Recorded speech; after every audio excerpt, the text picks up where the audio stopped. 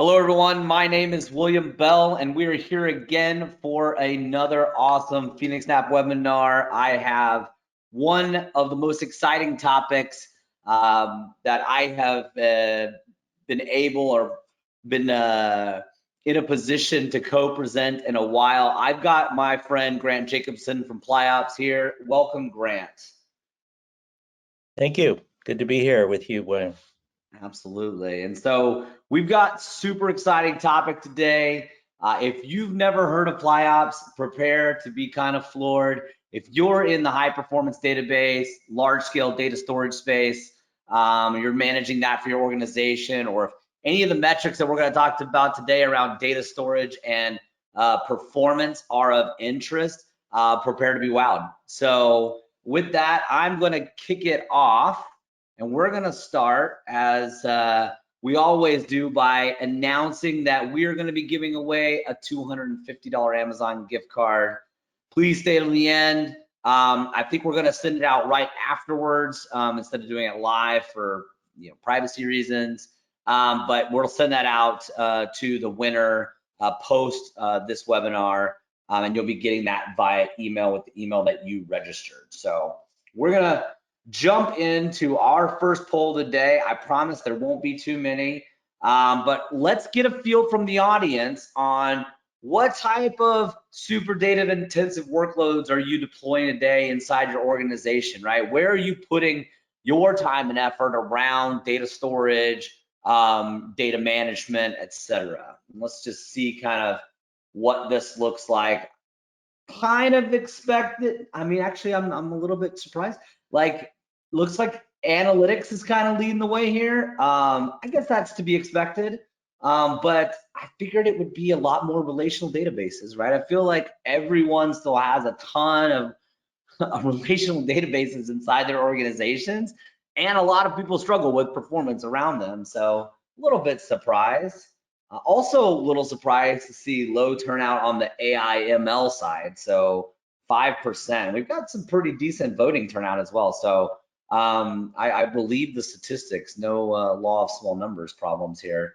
But yeah, leading the way analytics, followed by NoSQL databases, RDBMS, HPC, and AI ML. All right, and so as we kind of move forward, this is to some extent the problem that we're facing, right? And so everyone talks about data storage problems, zettabytes of data coming online in the next 10 years, right? Whatever that statistic that you've seen before from every vendor.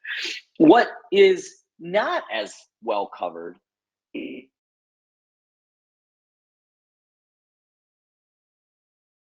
expected to be reported on, stored, managed, manipulated, transformed, etc. And ultimately, that creates a wholly unique problem. Storing it, difficult problem. Actioning all that stored data, super difficult problem, like orders of magnitudes of difference, right?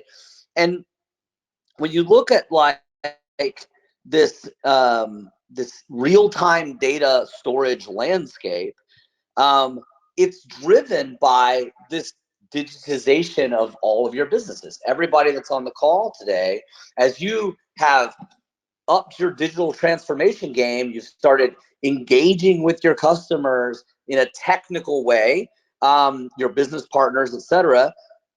You're generating data, and you know that the best way to make money from all these interactions is to mine that data, to manipulate it, to figure out what's going on and find those awesome key value points and relationships. But the actually doing that part, not only from a software side, data software in terms of reporting software and searching software and AI and ML components of that problem, those are hard problems for sure. But there's an infrastructure problem that goes along with that. And you see that not only for those of you that are trying to do this yourself, but also in a world where you're using services. You see that in the expense of the services that you're consuming, possibly from a hyperscale cloud, right? And how much more expensive those services are than just storing some data somewhere, right? If you look at the data point from IDC, as you get towards 2025, you look at this absolute explosion in these digital interactions, right? And that's just going to make this problem more difficult, right? And so certainly there are things, and we're going to talk about some of them today, there are things that are happening that are going to make this better for you, right? In terms of the transition from spinning disk storage to kind of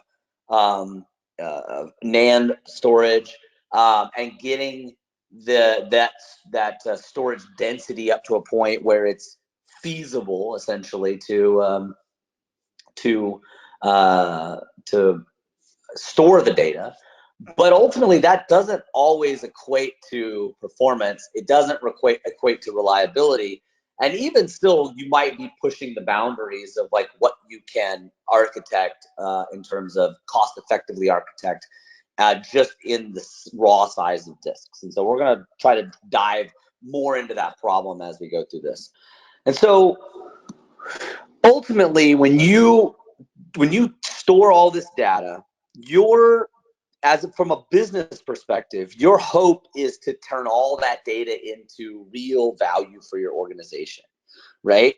And you want to find ways to improve and be more efficient with the data.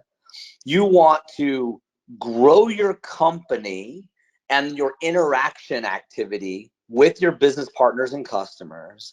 You want to find ways to understand what might happen in the future so that you could position yourself to be ready when it does.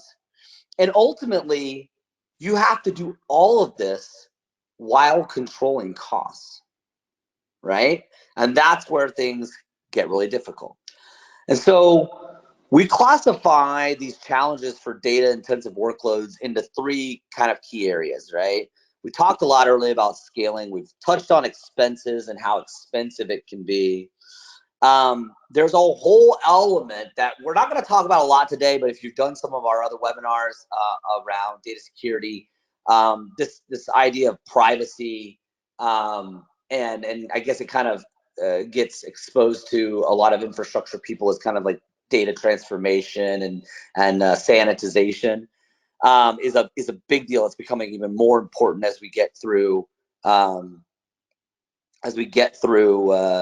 future into the future, and the ability for you as an organization to bring forward that velocity in your organization and make sure that data is reported on, actioned on in a more real-time fashion is more difficult. And so we're going to talk the most today about scalability, efficiency, and performance. Grant has a lot of cool content around what Pliops is doing in this area and how it can help you. But as we look at the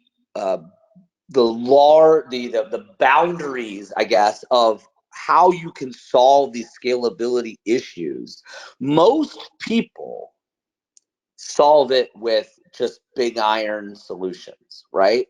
More disks, whether they're NVMe, SATA SSD, or spinning, like more disks, more CPUs, more RAM, scale out, use software, and just build until you get to the performance that you need, right? And this causes so many potential bottlenecks, right?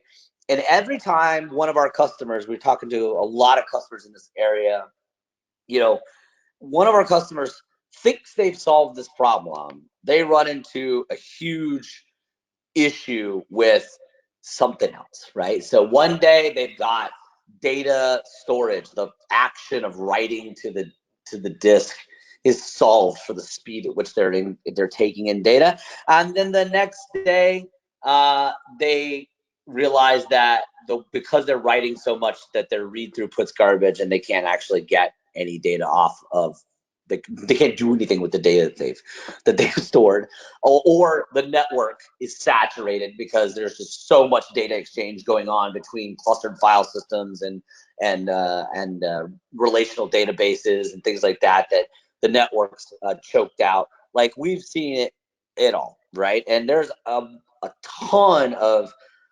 problems. I think that amplified is the best word, right? There's this like amplification problem where you need to write data to multiple places across this entire cluster of systems, and you need multiple access points inbound just to read and manipulate and transform that data, and it becomes a huge problem. And so I think the story that we're telling today in this webinar specifically, and where phoenixNAP is trying hard to make a difference in this ecosystem of data management, is that the right infrastructure solution, the right architecture, can actually make a difference across the 4 pillars that you see on the right? Like, ultimately, we see these decision points made constantly, right? Like, they need X performance, and the cost of getting data protection at that performance level is too much for the business to kind of absorb. And so they sacrifice, not like the complete, not most organizations aren't just going to do RAID 0 and just say, well, if we lose it, we lose it, right? But they find other ways to take a copy of the data and protect it in some capacity, but there's no agility to that data protection, right? Like, if the systems were to go down or they were to lose something, in a lot of organizations, like, they're extremely hampered while something is being done about the problem. You know, we see how accelerators are transforming whole industries, right? Like, the GPU has made machine learning and artificial intelligence a possibility, right? Like, it wasn't even really a possibility without the advancements in GPUs that have been made over the last 15, 20 years, right? And I think that the story that we're telling as the partners on this call at Pliops and phoenixNAP is that, as it applies to data storage and data management to some extent, no one's been doing anything about it in a kind of specialized way, right? Like I said earlier, it's just more disk, more CPU, more RAM, hope it works, right? And why can't we apply these same learnings from stuff like GPUs to other major problems like data storage and performance? And so, as we talk about the Pliops solution and how phoenixNAP and Pliops are working together, think about the ways that some of the metrics that Grant's going to walk through could transform your organization and give you access to insights that are otherwise sometimes unattainable, or are so cost effective, so expensive that you could solve the problem, but you don't have the budget to do it. And I think that that is where you're going to see this huge benefit from what Grant's going to talk about. And Grant, I'm going to turn the floor to you, let you talk about what Pliops does, and then I'll bring it back and try to wrap it all together at the end. Excellent. Thanks so much, William. So I'm going to pick up where he left off with respect to you need a new architecture. And so that's a great segue to introduce this PCIe card you see on the slide here. This is what we call the Extreme Data Processor. It's a dedicated or specialized data processor. It is not storage. It just fits in any server, and it has a number of different functions based on the algorithms that is in the card. And the goal, as William has been talking about, is to enable a more cost-effective environment, and it has with it not just the performance acceleration that we're advertising here, but it does a number of things for that system architecture in terms of reliability, in terms of that scalability, that workload scalability, and ultimately balancing that architecture to give you what you want while maintaining a cost-effective approach here. So this is really the latest type of technology in the industry, and we're glad to be leading that. In terms of capability, and we'll talk about this in the context of a phoenixNAP bare metal cloud instance based on this technology on the next slides. So we'll go to the next slide. Right. So what we've done with phoenixNAP is we've taken this Pliops XTP card and we've integrated that, or phoenixNAP has integrated that into their cloud instance platform. So there's no changes other than just the integration of the card, and you get a new Pliops-powered BMC instance. And this is really, as William introduced, for data-intensive workloads, storage-hungry instance serving the needs of users who have a particular sensitivity around performance, which is an increasing trend. Currently, this is available up to 48 terabytes with the NVMe SSDs in the instance, and soon that will expand to 120 terabytes. Again, depending on the workload type and the data needs, it's a pretty flexible approach here to provide this new type of capability. Very important, and like the other bare metal cloud instances, there's no changes required for your application software. You just deploy just like you would anyway, and this will work. Next slide. Okay, so where does this fit?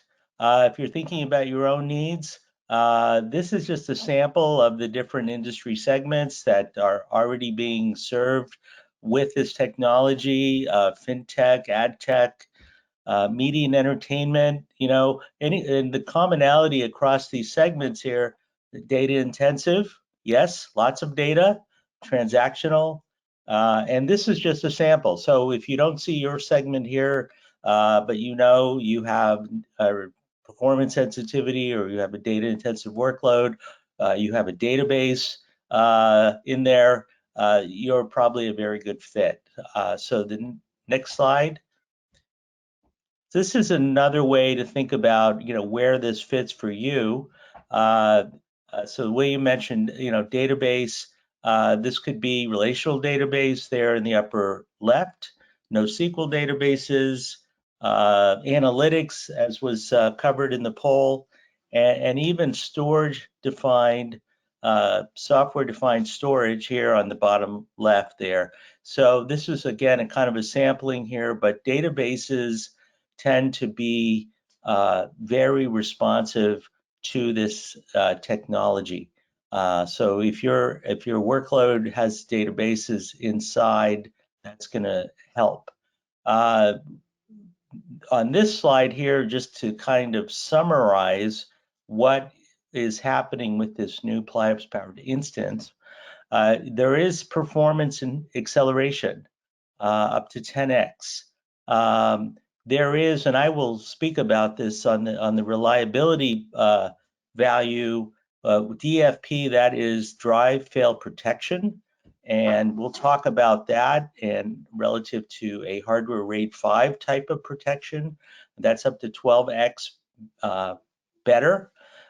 There's also more capacity, and I have a slide on that, but essentially what we're talking about here is the 48 terabytes I mentioned, that is raw storage, but the card has ways to actually expand capacity availability up to 6 times.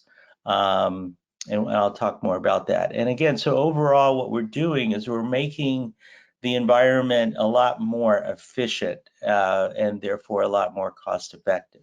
Okay, next slide. Just an example here, showing you performance benefits. So looking at the performance dimension of the value here in the instance, this is MariaDB, very similar to MySQL or MySQL. We're comparing the Pliops dry fail protection performance with a software RAID 0, and showing you on the left here a 2.3x increase in queries per second. So the only thing we've done is we've added the Pliops card within the instance here, and you're getting 2.3x improved performance acceleration there. Very important is this is not just performance increase.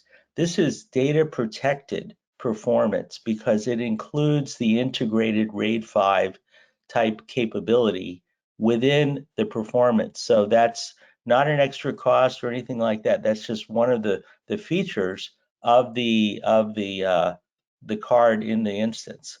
On the right side, we're showing you latency reduction. So again, compared to software RAID 0 in blue, you see the Pliops latency reduction by 83%. So you're getting performance acceleration, latency reduction with this integrated dry fail protection. And we'll go to one more example on the next slide.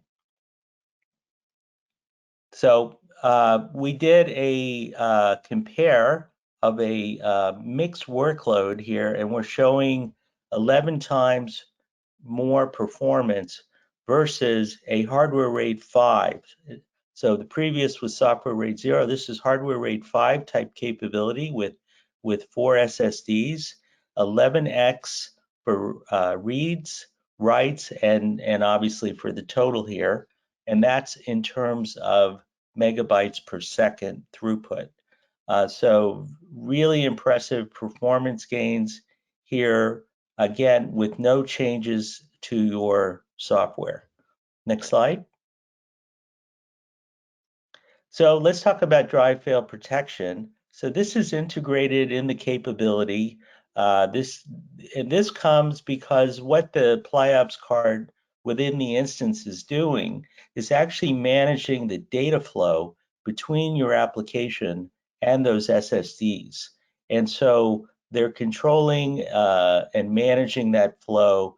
And so if in the event of a drive failure, we are going to, with this card, going to fix that basically. So you see what you're looking at here in purple is the Pliops capability throughput, and around where you see it drop, that is where the drive fails. But notice that unlike a hardware RAID 5 or other types of traditional RAID solutions, you don't lose your performance completely. There's maybe a 20% performance impact, which is what this graph is showing, when that drive fails and as it gets rebuilt. And by the way, when the drive gets rebuilt, we're doing that really in an ultra fast way, because it's only rebuilding the data that's been impacted and not the complete drive. So it's really interesting when you have higher capacity drives and you're worried about getting that rebuilt quickly. So two messages on this slide showing you great performance, and that's relative to software RAID 0, which is the blue line, and software RAID 5, which is the dotted line. Great performance, but we sustain that performance even during a failure and a very quick, ultra-fast rebuild. And then you're back to where it was. Next slide. So one more way to look at this in terms of QoS and speed is what is the performance benefit during that rebuild? And this turns out to be a huge deal because ultimately you want to protect your workload. You want to protect the application. You also don't really want to lose data, so it's nice to have that RAID 5 capability built into that Pliops instance. And you also want the benefit of that ultra-fast rebuild. Here we're showing a 23x performance benefit over the hardware RAID 5. And that's pretty nice reads, writes, and total again with that mixed workload. On the right side, we're showing you roughly a 7-minute per terabyte rebuild time. So again, only rebuilding the data and not the entire drive. So that turns out to have not just a technical benefit for you, but that has a business value benefit with respect to productivity.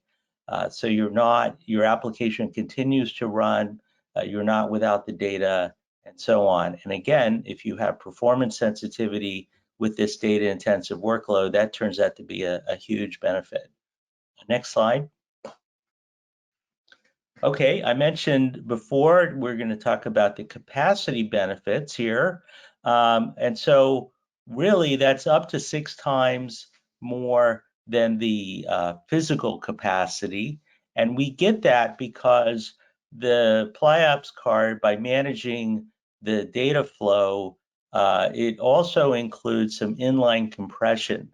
And so we can get up to 3 times compression gains, which turns into capacity increase. The other thing, very important, is if you have experience kind of tuning your workload, you probably know that you don't want to fill up your drive completely, because why? That impacts performance. Here, you have no problem filling it up. So this is what we call no compromise, full performance capability. And so you can take advantage of that capacity in the SSDs within the instance. You can fill them up. You don't have to worry about a performance hit. And oh, the drive fail protection is built in. So in the case of a fault, it's going to recover very, very quickly. So you get the capacity increase with that protection and the full performance. Okay, so that translates, as it says here, into a substantial increase in the value per terabyte deployed. Okay, next slide. Back to you, William. All right, Grant, thank you so much for leading us through all the amazing things that Pliops is capable of. If it wasn't clear, I know we use the word cloud a lot, right? All over the place, not just phoenixNAP, but you know, in the ecosystem of technology. If it wasn't clear, what we're talking about here is a metal as a service capability, right? So the ability to get a physical dedicated instance delivered to you via API, user interface, or our preferred methodology, which is some type of infrastructure as code tool like Terraform, Ansible, Pulumi, etc., and receive those dedicated resources, but pay for them in a cloudified model, in an hourly, monthly, or committed reservation model that gets you up and running, allows you to do quick prototypes and POCs, but still has the ability to deliver highly customized architectural solutions like Pliops integration, right? And so if you move to the next slide, we'll talk about what this means for you, for those on the call, and how you can actually try this out yourselves, right? And so if you sign up for a phoenixNAP Bare Metal Cloud account, right, in that portal, you will see an instance type there, which is equates to a physical server that has already been stood up, configured, and is ready to be delivered to you. It is Linux only today, but you can log in, you can immediately board your application or your test bench, and you can try out this powerful capability to see if it might be a good fit for your organization. Today it is approval based, so you have to go in like a request access essentially, because we're trying to take these powerful instances and really get them in the hands of the people that need them. But once you are approved, you can use this instance like it's any other instance in our portfolio, right? So use the API, provision it, run your application, and deprovision it at your leisure, right? And leveraging multiple of these instance types together can be really valuable for ultra high performance applications that need multi like scale out, horizontal scale out, either data protection or performance needs, or clustered file systems like Ceph, et cetera, like GlusterFS that was mentioned by Grant earlier. And you can use multiple of these instances to really get large pools of storage for your application. Today, they are 48T. Now, as Grant mentioned, and I think it's worth mentioning again, that 48 terabytes is the raw capacity, right? And there's a lot of magic going on there, but that XDP card is delivering you that RAID 5 like capability in terms of data protection, data fault protection, but you're still getting, essentially the maximum capacity of 6 times 8 TB NVMe drives that are in that system today, right? We are working together with Pliops to deliver some even bigger systems that will come online in the next month or two, where we hope to have around 120 terabytes of NVMe storage per instance available.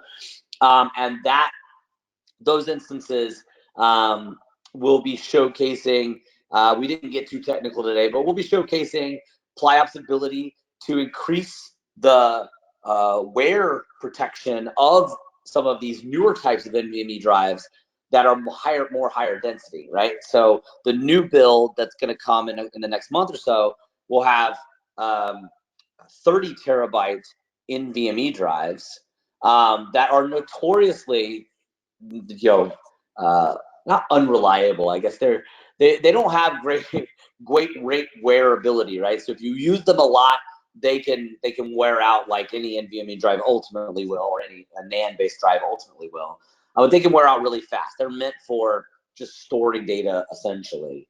But what Pliops has done is they actually have built intelligent ways to manage the placement of that data, reduce the write amplification, which is a huge problem in the world of NAND flash, and ultimately ensure that when that data is written, that it's doing it in the most efficient way, so that you get essentially, for the technical people on the call, you get TLC like NAND drive write abilities out of QLC capacity. That's revolutionary, right? If you can't tell, I'm super excited about this stuff because we have so many customers that struggle every single day to process large amounts of data. And Pliops has come in and is really, they're not solving the world, it's not a silver bullet, but they've knocked down so many big time problems and so cost effective, right? So cost effective. If you look at that screenshot there, that's an actual price. It's an actual screenshot out of the interface, right? That is 50 terabytes of NVMe, right? And a crap ton of compute around it, right? In terms of 48 physical cores and 256 gigs of RAM, for $1,926 a month. If you were to kind of take and equate that to a dollars per gigabyte, dollars per terabyte, it's like $45 a terabyte a month, or 4.5 cents a gig, which is just crazy low. If you tried to get this type of performance out of Google Cloud or AWS or something like that with EBS, you would be maxing out provisioned IOPS, GP2 storage type. You'd probably be spending $150, $160, $170 a terabyte a month for that ability. And I think that when you look at, when you see the price for the 30 terabyte instances that are coming, right? And that number only ticks up a little bit. You're gonna see a wholly different ball game around what cost effective, performance oriented data storage can look like for the most demanding applications.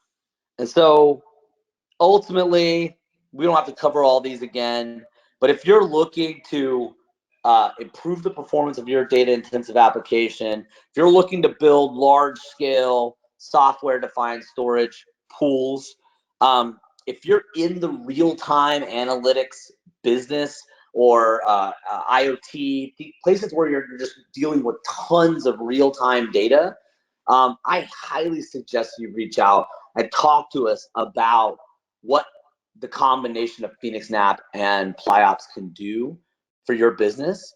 This can be a point solution. If you are in a public cloud hyperscaler today and you have a specific application that struggles there or is too expensive there, in your opinion, a lot of these types of applications specifically, analytics and databases, things like that, they can be run external to public cloud. We have tons of customers that have that are using the full power of AWS or Google or Azure. They're using their PaaS services. Their application is just, inextricably bound to whatever hyperscaler that they chose to use.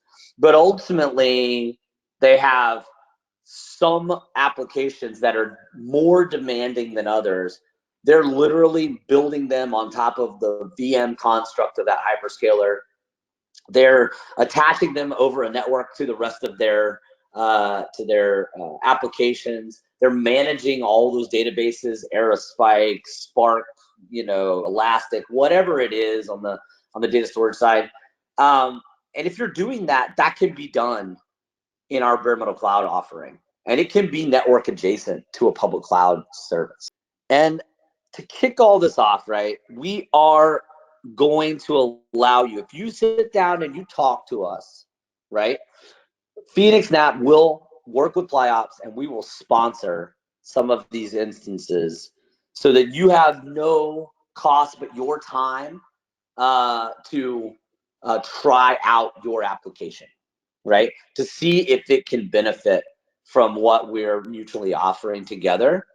And I certainly believe that for some of you on this call, this can be revolutionary technology. It can change what you have previously thought about how data is stored and what it takes to process that data and report on that data and deliver insights to your business with that data.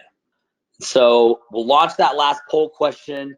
If you would like to get in touch with either of us, both of us together mutually to talk about anything, even if it's just to pick our brain, even if you're not quite sure if this solution could work for you, please click yes, and we will schedule time. We'll sit down, we'll talk about your application, and we will see if it's the right fit. All right, once that poll closes down, we're going to go into questions. All right, Q&A. Yeah. All right. So we did have some questions from the audience, so we'll kind of dive in there first. Someone asked, how do you secure big data privacy of customers working, in different countries from ransomware, malware attacks? For the purposes of this call, phoenixNAP has a ton of solutions out there that revolve around data protection. But for the purposes of this webinar, we're delivering dedicated infrastructure as a service capability to your business, right? You can protect it the same way that you protect anything else in your environment. We don't have any access to that data until you delete the system, and then those things are wiped away, right? And so, essentially, you're in charge, you're in control of your data privacy. There's no multi-tenancy here. It is all dedicated to you, the customer. All right, and then I think we had a couple more. I'm gonna look through them quickly here and see if we can find one that makes sense for the whole group. Okay. Uh, Grant, how does the dry fill protection work? And like, what do you see as the greatest benefit there in terms of, it's not RAID, right? But it's RAID like. What does that look like, as much as you can share that's not ultra proprietary? And what do you see as that primary benefit? Right. So dry fail protection is actually integrated. So it is a RAID 5 or even a RAID 6 style protection where you can lose one or even two drives and not give up performance. So there's several levels of benefit to that. At a technical level, we're actually protecting that high performance or full performance with a minimal performance impact during that drive rebuild. The other benefit is to get that ultra fast drive rebuild. It's just happening with the data that's been impacted. So unlike the traditional solutions where the entire drive gets rebuilt block by block, this is just about the data. So you get a 7 times faster rebuild potentially, and therefore you're back in business. So technical benefit, also productivity benefit. So it's really good to have, and it's completely integrated. So you're not, you don't have to do anything else to it. It's really automatic. And by the way, there's just point your attention to the handouts that are there. A couple of handouts that have more of this information that we've been talking about, and specifically about the dry fail protection. All right, and then I think the next one we had, um, maybe as well for you, Grant. Like, when you look at that drive space, I think there was a slide earlier. What's that reduction look like on average for your customers in terms of increasing the drive space availability? Just using the XDP card alongside NVMe. Yes, absolutely. Most data is compressible. Not all data is, but to the extent that your data is compressible, we have a built-in inline compression engine in there where you get up to 3x benefit of that. So that's really nice in terms of being able to extract more capacity out of that physical drive. And so it turns into real value, or as you said, William, the effective cost per gigabyte or terabyte is actually improved to the extent that you're taking advantage of that increase. The other way to get that capacity increase is to stop only filling your drive, partial. Now you can fill it up all the way. A lot of people are hesitant about that because they're worried about that performance hit when they do that. Now it is not a problem. And if people are taking advantage of that no-cost test drive, they could try it themselves, fill up the drive, and see what happens to performance. That makes sense. And I don't know if we did a perfect job of explaining like all these benefits as being like running in parallel, right? Like, essentially, when you talked about workload acceleration and better durability of the media, right? You get both of those at the same time, right? Like, you get to do more and make everything last longer than they would have otherwise. Absolutely. Right. It's kind of multiple levels of benefit. Yeah, I think that's one of the things that's exciting to me. Like, certainly we've all known, well, a lot of people that are in the industry know that, you know, the way that drive right durability has been solved up to today, essentially, is by just putting more NAND in the drive, right? Like they just cram more NAND in and sell it as a lower available storage capacity, right? So that they can, change the cells that they're writing to, over time and reduce the number of accesses to those cells. And I'm happy that the team at Pliops is actually thinking about innovative ways to make this possible without having to just waste, right? And I think that it's through intelligence and it's through the ability to build or have an understanding of the application that's accessing the data store, and to make some intelligent decisions about how that data should be written, and giving it the infrastructure to do that, right? Like certainly, the kernel guys out there, the Linux developers out there, they've tried their best with what they have today to help improve these processes to make NVMe drives last longer, right? But ultimately, just like GPUs, right? It takes a technical, physical enhancement to bring out the power of some of the storage technology that's been developed. All right, the last one we had was, you talked about the price of this instance. Does it come down with scale? So if you have more instances or you want to commit to a longer term, absolutely, right? Like we have custom deals that we do all the time. We have a price point for each individual term, from monthly, 1 year, 2 year, 3 year, that's in the interface that you can vary your commitment based on what your organization needs right there.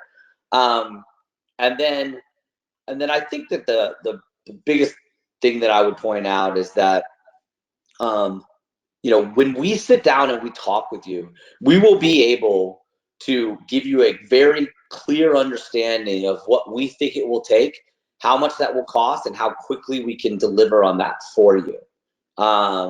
And I think that that's where the rubber meets the road. And for anybody that was questioning, the screenshot grab that was there, that's not the 36-month price. That is the monthly price. So that's the monthly commit, no reservation other than just month to month. That is essentially the highest price point that you will pay for that instance. We do hope over time to be able to bring that instance to hourly. We just have to scale it up. But as it stands, we've got a lot of customers interested, and we're trying to meet their needs as we can, kind of one by one. As we ramp up this partnership, we will be in a much better position to allow people to just come in and grab it whenever they need off the street. So I think that was the end, right, Brianna? Is that the end of our presentation today? Yeah, just wanted to note that we will pick somebody randomly after the webinar and contact them. Everybody put your @phoenixNAP.com email whitelist on so that you get that. I want to thank the Pliops team for helping Grant. Thanks for coming on and just killing it for us and showing us all the crazy things that Pliops XCP can do. Thanks, William. Great to be with you, and look forward to helping everybody. Absolutely. And then for the audience, thank you for joining. Thank you for taking time out of your day. I know webinars, we're starting to do more stuff in person. We'll be at KubeCon this year. We'll be at VMware Explore. I know that the Pliops team has a bunch of shows on the horizon as well. So, look us up. Let's meet in person. But until then, let's do a Zoom. Let's do a Teams call. Let's figure out how we can work together and help your business. Thank you, everyone. Thanks so much.